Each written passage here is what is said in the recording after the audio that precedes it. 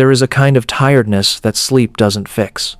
You can get 8 hours, wake up to a quiet morning, have nowhere urgent to be, and still feel, somewhere beneath the surface, like you are running on something close to empty, not sleepy, not lazy, just worn in a way that has nothing to do with how long you were in bed, and everything to do with how long you have been carrying things you were never supposed to carry alone.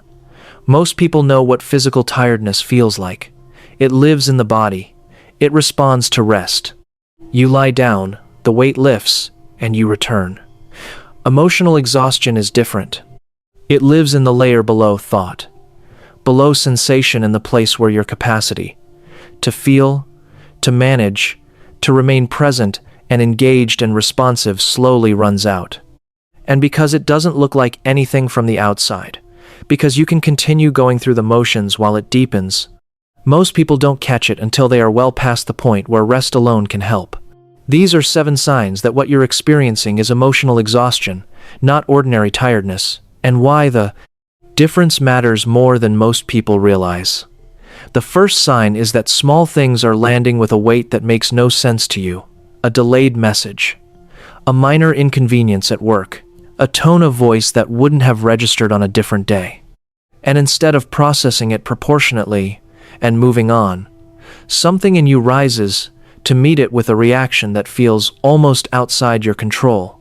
Irritation, sudden sadness, a flash of something that surprises even you. Psychologists studying affect regulation have documented that emotional exhaustion erodes the prefrontal cortex's capacity to modulate emotional responses. The regulatory buffer between stimulus and reaction becomes thinner under sustained stress. When you are emotionally depleted, what would normally be absorbed passes straight through. The disproportionate reaction is not a character flaw. It is a signal that your regulation system is operating without its usual resources. The second sign is that the things you used to enjoy have gone flat. Not all at once, usually gradually, over weeks or months, until one day you notice that the activity or the person or the plan that used to produce genuine anticipation now produces something closer to nothing.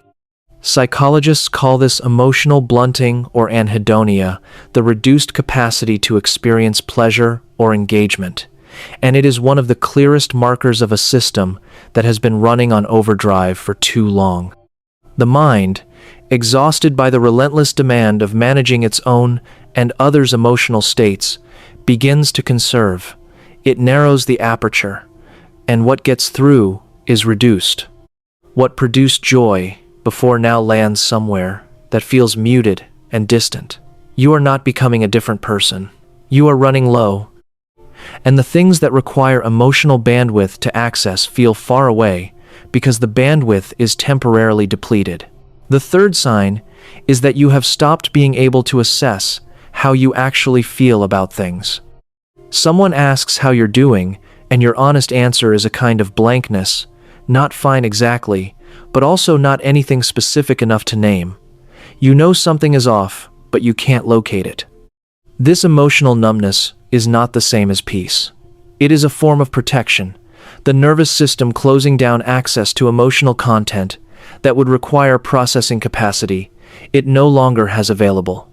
Research on burnout, pioneered by Christina Maslach, identifies depersonalization and emotional detachment as core dimensions of chronic emotional depletion.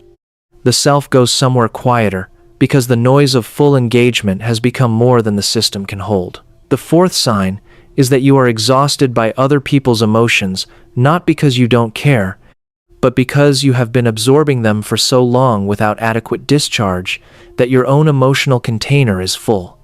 Think about the person everyone instinctively turns to, the one who listens without judgment, who makes other people feel less alone. Now ask what happens to that person when they come home. Who listens to them? Where do they put what they've absorbed? Emotional labor, when it flows consistently in one direction over time, produces a specific kind of depletion. You can reach the point where the sound of someone beginning to vent, someone you love and want to support, activates a response in you that is closer to panic than compassion, not because you've stopped caring, but because you have been giving from a container that hasn't been refilled. If this is landing somewhere in you, take a moment to like the video.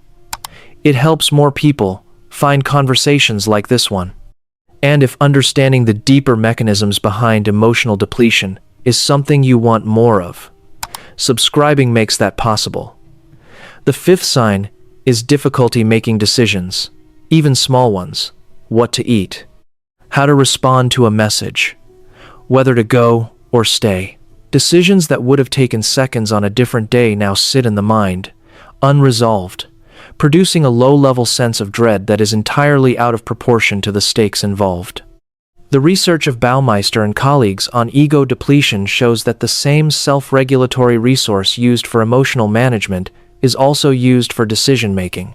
When emotional exhaustion has drained that resource, cognitive tasks that require choosing even trivial ones become genuinely difficult.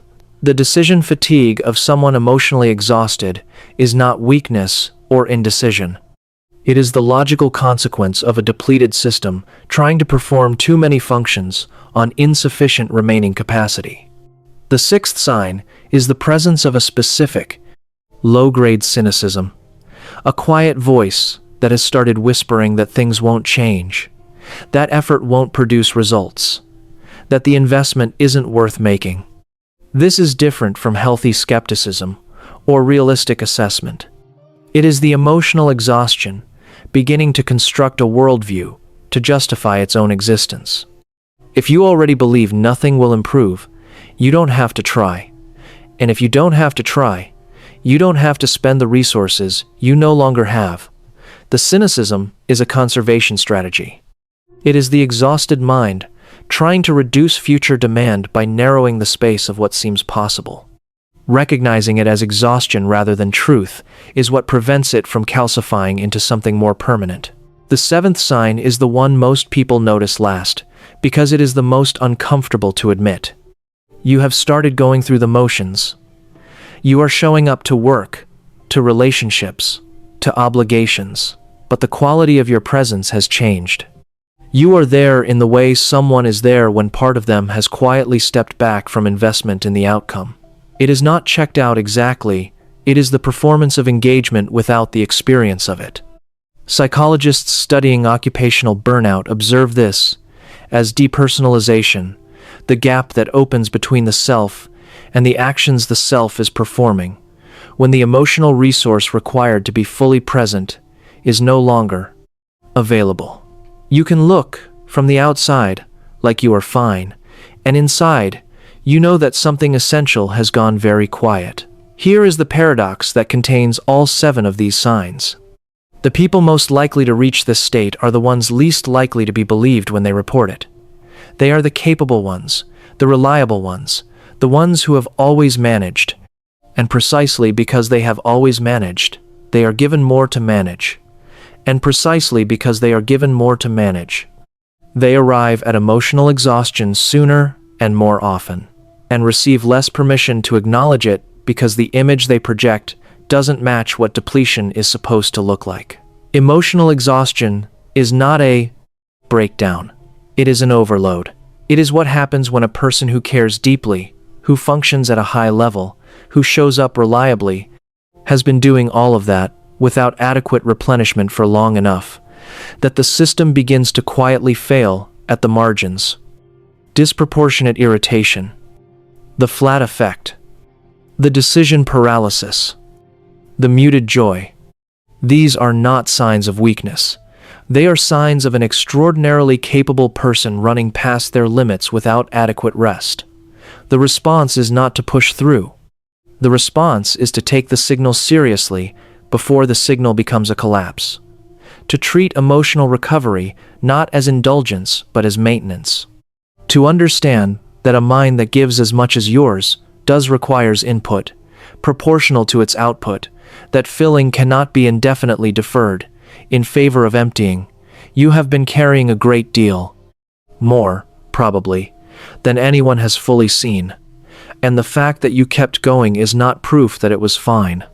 Sometimes it's proof that you didn't know how to stop. What has been draining you the longest that you have most consistently refused to name? And that's it for today. If this video gave you value or changed the way you think, don't keep it to yourself. Hit the like button and share it with someone who needs to hear this. Make sure you subscribe and turn on notifications so you never miss what's coming next. We're just getting started. Thank you for watching, and I'll see you in the next one.